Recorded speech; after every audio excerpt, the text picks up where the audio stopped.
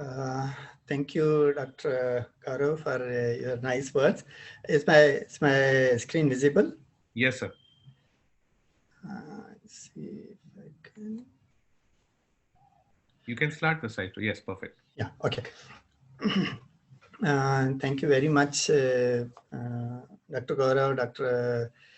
Kamal Kapoor, and My Health Script people for making me the part of this uh, webinar.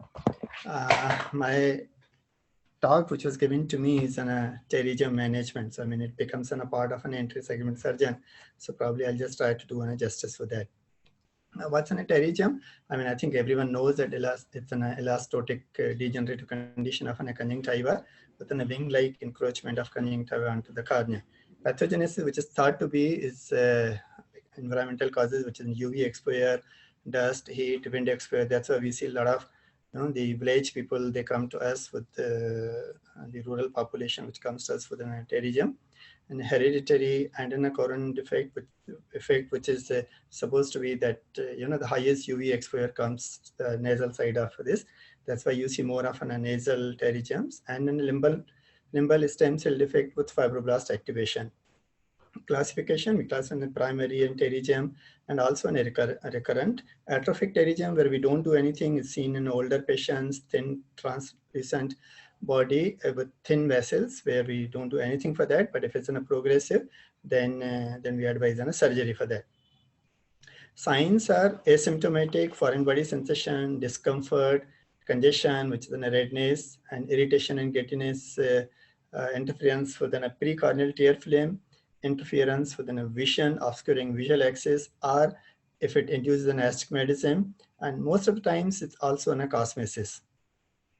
We grade it at, I mean, we say it's a type of an pterygium. So grading is done like type 1, type 2, and type 3, which is less than 2 millimeter, and then 4 millimeter, and if it more than 4 millimeter or encroaches the cornea and involve the visual axis. Now, management, if it's asymptomatic in grade 1, probably we observe it and try to counsel the patient. And if it's symptomatic grade 1 to 2 pterygium, probably we give an eye drops, tear substitutes, decongestants. And nowadays, a lot of talks are being talked by the local injections, where we give an anti-VEGF and an steroids or an transdermal in the pterygium. And of course, the surgical management is known for its thing. I'll just share this my video that how do I do it. It's just a little fast forward because otherwise it takes a lot of time. So what I do is I just take a conjunctiva just near the limbus, separate it out the conjunctiva from the body and in a tenons, and keep on cutting it going forward. And then from the opposite side, I try to reach and separate the conjunctiva plane from there, and then join from the other side of it. So this is where I just separate the conjunctiva from the pterygium as well as from the tenons. So, I mean, if there's a less of an tenons, and so there's less of an inflammation, and also probably sometimes you see an adelian, which I'll just talk later, that what are the complications that you get it. So this is where you separate it out, and then I just take this side of an conjunctiva and try to separate it out within a blunt dissection, separate a full pterygium from the conjunctiva, and then go towards the base of the pterygium from it originates. So, I mean, you separate from this and then separate till you see a normal conjunctiva. From this side, if you see that, you see a normal conjunctiva. Usually, if you see that the base is much larger than what we actually see on a slit lamp. And so where you see this conjunctiva, so conjunctiva has to be separate, like, because when you apply a fibrin glue or for the graft, then it works very nicely. And whatever the small portions comes, then you keep on cutting. Otherwise, I try to do a blunt dissection. But if you see some strains which are connected to this, then I keep on cutting that and then separate the whole of a conjunctiva from the pterygium. Then hold this, and the pterygium, I mean, still there. Then some, I just keep a little fast forward here. So this here, you just cut a little strains over here.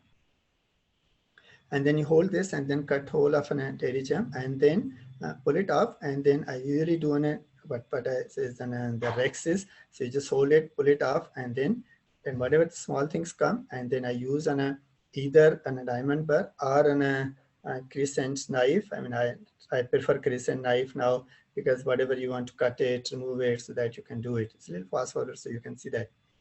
And once you feel that whole of the surface has become smooth, and then once you make the corneal surface smooth and remove all the attachments and little fibrous tissue over there, once you remove that, your cornea is smooth and clean. Then I do a little cautery on the sclera with small vessels which they are coming.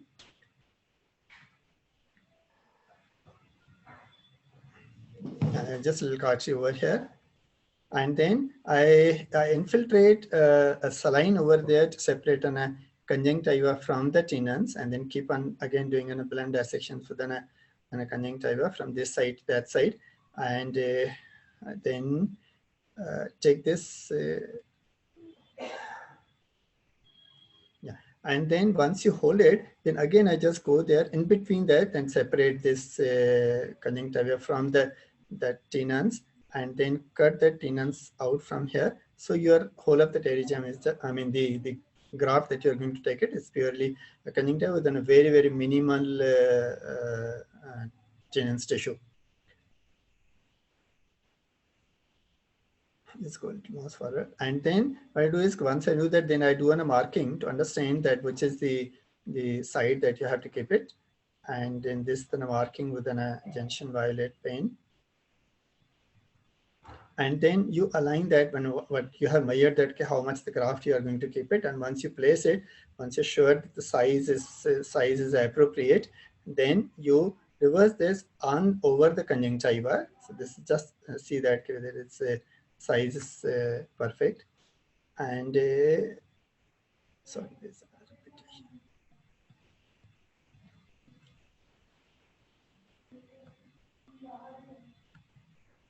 Yeah, so then you reverse this on the conjunctiva, and then you apply a glue. I mean, I put in a glue separately. I don't mix both the glue separate. So one drop of one part and the another part on the other side. This patient actually, I mean, I'll just later tell you, was so cooperative that this whole of the surgery is done under topical.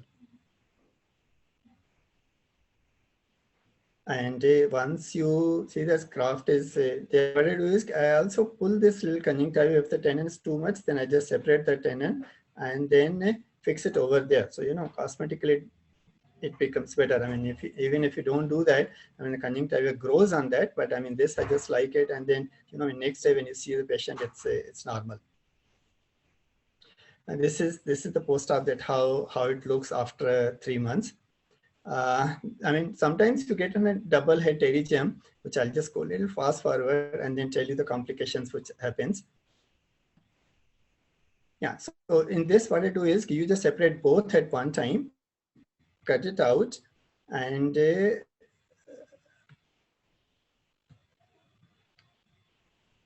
and then you separate whole of that whatever the small elements. This is what I said. I prefer the crescent, because suppose if you can't do that, then what you do is you just hold it and then probably dissect with the blade. And then this is how I inject the saline into this, and then you cut that. Here what you have to do is you have to take a little larger portion of it, where you just cut it into two, you know, when one goes on the nasal side and one goes on the temporal side.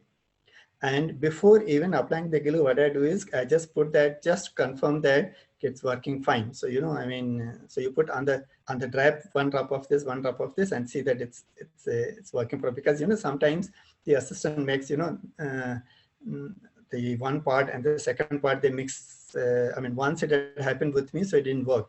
So this is where you do a two marking. So one portion on this and one portion on this. It didn't work very well. And then see, sometimes if you are conjunctiva is little loose, then probably you have to cut it to have a smooth conjunctiva. So this I'm just cutting it from the conjunctiva to have a graft to be in place.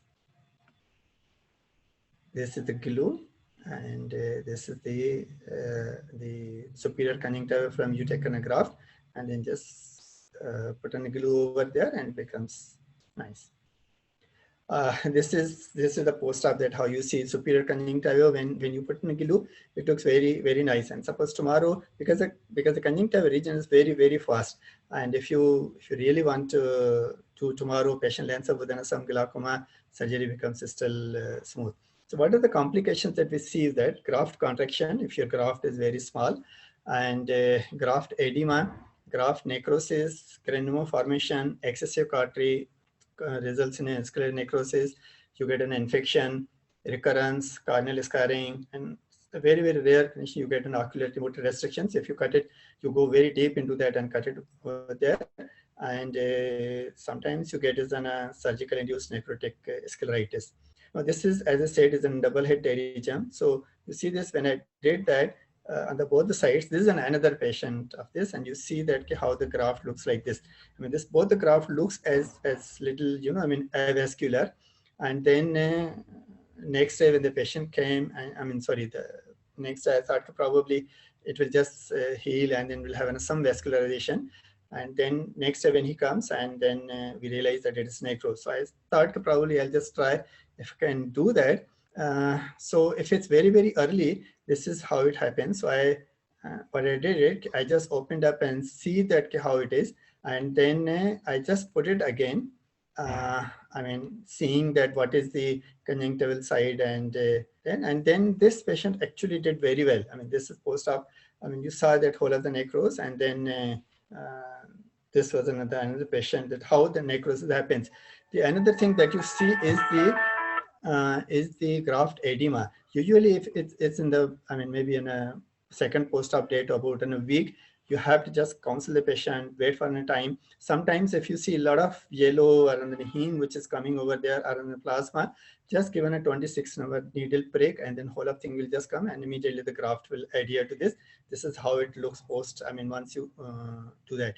Sometimes when you have a granuloma formation, what I do is I give an injection 5 FU into that, 0.1 cc into that, and this is how it resolved. And sometimes you get a lot of hemorrhages when you do a surgery, and this is you counsel the patient, and after time it just resolves like this.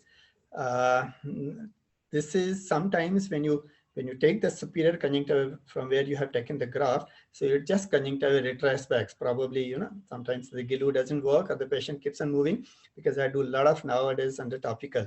And the other thing which is really worrisome is you get an infection. This patient is operated for an pterygium, but you have to be very careful to find out that what is an organism. So we send this, and then eventually I'll just show you another post-op, the recovery picture of this.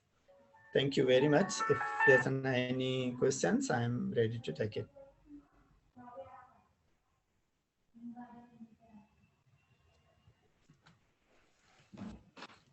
I'm sorry, I was muted. I couldn't say. Thanks a lot, sir, for that amazing, those amazing videos and your technique, because it's actually a work of art, and that work of art is actually made possible by the right technique, the right experience as you have, and the right instrumentation.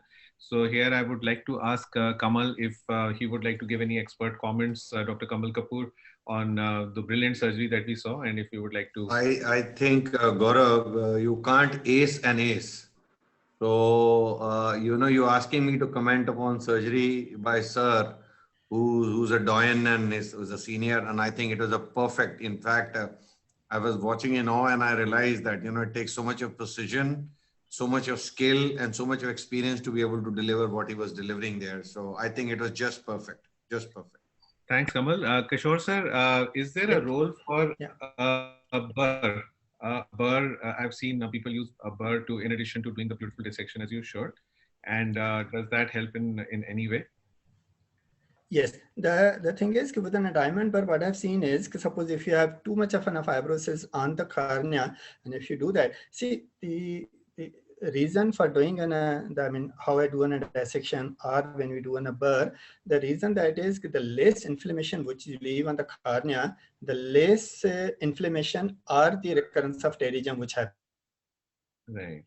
If you leave some of an tissue over there, so that means you are inviting some of an inflammation of that conjunctiva to come over there.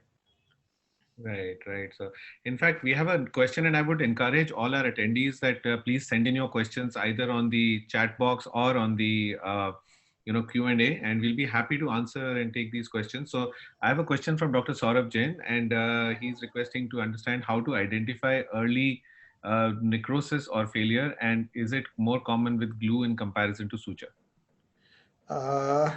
Yes, I mean when you put the suture, so that means you are just holding it. Usually, as I said, that these patients that I just showed you, these are patients which I have done in a topical. When you're given a block, usually I mean the time taken by the time the next the patient removes the less movement of an eye, then probably by the time the graft takes over. And one patient that I showed of a necrosis, I think one point that I'll probably say over here is the use of an glue, that what glue you are using. The one that necrosis patient that I told you, it's without any financial interest.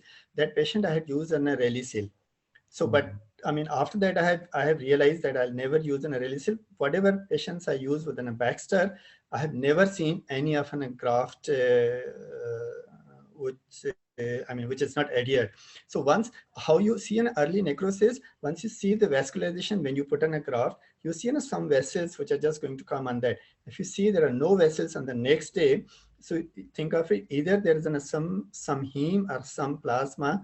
Usually the plasma comes from that hemorrhages which you, when you try to adhere over there. So if there is no that yellowish tinge into that, so I understand that probably this is a very early sign of a necrosis, and you have to immediately take it over.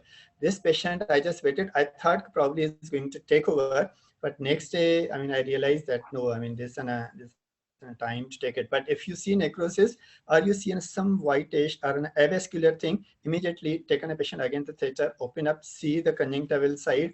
And the only reason, main reason for a necrosis is if it's an upside down, like the conjunctival surface, you put it on that, and the chin side, which is on the upper side. So this is the main cause of a necrosis. Absolutely. And sir, one more question. Have you encountered lost graft, like a conjunctival autograft with glue? And also number two, that some people are also doing the conjunctival autograft without any glue. So these two questions, without suture and without glue. Yes, I mean, without glue, that, I mean, as I said that, I mean, if you have a lot of, this is usually, I mean, how this fibrin glue works is basically is in a blood that you take it from there and then you make a fibrin glue. So if you leave a little heme over there and then attach it, but cosmetically, if you ask me, that probably glue looks much better than, because over there is a lot of, the red and all of that, I mean, you see in a red, angry red eye. But otherwise, I mean, a lot of people are doing without glue. It's only you have to see that there is a little heme over there, which works as an fibrin. It's a fibrin part of that blood which comes over there. The second question was that whether I have lost it. It's only one patient that I had done that, which was in a very large graft. I mean, which I actually lost it. Then I had no option. What I did it, and then I just took from another eye. I took another graft from the other eye, and then I just put it over there. But once it has happened with me. Thank you, Dr. Kishore. That answers almost all our questions. There's one more question: how important is it to have the right instrumentation to do the dissection of the trigem? I mean, you've grown over the years and moved from one to the other, and today you are using probably the Mani beautiful knife. Yeah. So, how important do you think is that? I think, I mean, in any surgery, I think without saying that in any surgery, instruments are very, very important. I mean, if you don't have an appropriate instrument, I'll simply say you that when you hold that within a Haskin forceps or within the lens forceps, and you hold that. I mean, if you don't hold it properly, if an instrument is really sharp or if it's going to cut it, you always get in the cheese wiring, and then you lose that graft, or so it's instrumentation is very, very important. Whatever you use it, even in a simple forceps or even in a glue that you use it, I mean. The problem with a Baxter is what we do is we probably collect 2 patients at one time. So, we can use it one glue for 2 patients. I mean, just because of an economical reasons. But otherwise, I think instrumentation, there's nothing extra to say for that. Instruments are very, very important for this. I completely agree. In fact, I use the crescent for a few other things like to make scleral pockets and, nowadays to make the Hoffman's pocket as well. And I Yeah. realize how important it is to have a perfect, Blade. blade to, just it should be able to glide through the tissues rather than you having to push through it and bringing in unpredictability. That's So right. I think I'll go on to my talk, sir. If I'll just add one thing. The important, as you said, of an instrument or on a blade is that, I mean, if you see my cataract surgery, I don't use my second hand. It's only because when you have a sharp blade, you have to just ask the patient to look straight in the light, and once you just pass on a blade, it just goes smoothly into that, and you don't realize that it's. I completely agree, sir. In fact, you don't have to stabilize the globe. You can just make beautiful incisions without having to struggle or hold with the forceps or even with the bud, I would say. That's right. If you're using the right blades. It just kind of, I find sometimes that the blades are even better than the diamond knives which we used to use 10 years back. Yes.